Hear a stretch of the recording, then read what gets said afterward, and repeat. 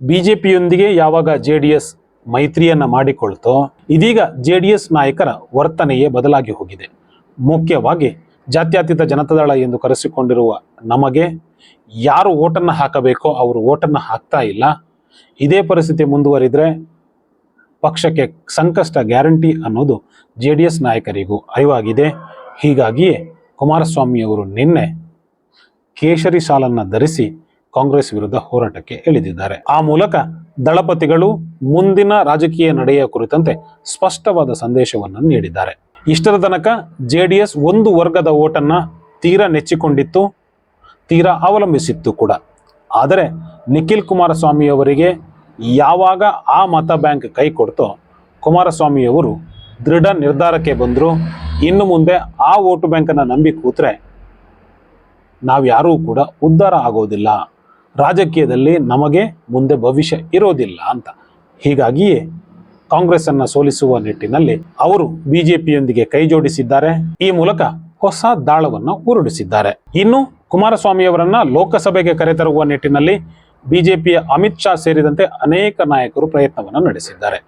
ನೀವು ಮೋದಿಯವರ ಸಂಪುಟದಲ್ಲಿ ಸಚಿವರಾಗಬೇಕು ಅನ್ನುವ ಮಾತುಗಳನ್ನು ಕೂಡ ಹೇಳಿದ್ದಾರೆ. ಬಂದಿರುವ ಮಾಹಿತಿಗಳ ಪ್ರಕಾರ ಇವತ್ತು ಕೂಡ ಕುಮಾರಸ್ವಾಮಿಯವರು ಎಸ್ ಅಂದರೆ ಮೋದಿ ಸಂಪುಟದಲ್ಲಿ ಕುಮಾರಸ್ವಾಮಿಯವರು ಸಚಿವರಾಗೋದು ಪಕ್ಕ. ಆದರೆ ಕುಮಾರಸ್ವಾಮಿಯವರಿಗೆ ದೆಹಲಿಯಲ್ಲಿ ರಾಜಕಾರಣ ಮಾಡುವ ಮನಸ್ಸಿಲ್ಲ.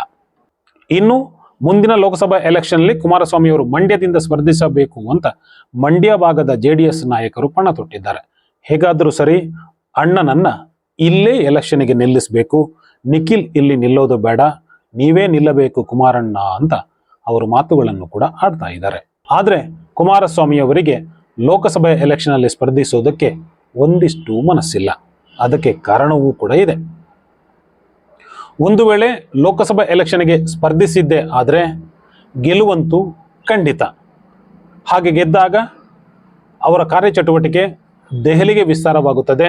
ದೆಹಲಿಯಲ್ಲೇ ಅವರು ಇರಬೇಕಾಗ್ತದೆ ಕೂಡ. ಅದೇ ಸಂದರ್ಭವನ್ನು ಬಳಸಿಕೊಳ್ಳುವ ಡಿ.ಕೆ ಸಹೋದರರು ಅಂದ್ರೆ ಡಿ.ಕೆ ಶಿವಕುಮಾರ್ ಮತ್ತೆ ಡಿ.ಕೆ ಸುರೇಶ್ ಅವರು ರಾಮನಗರವನ್ನ ಕೈವಶ ಮಾಡಿಕೊಳ್ತಾರೆ.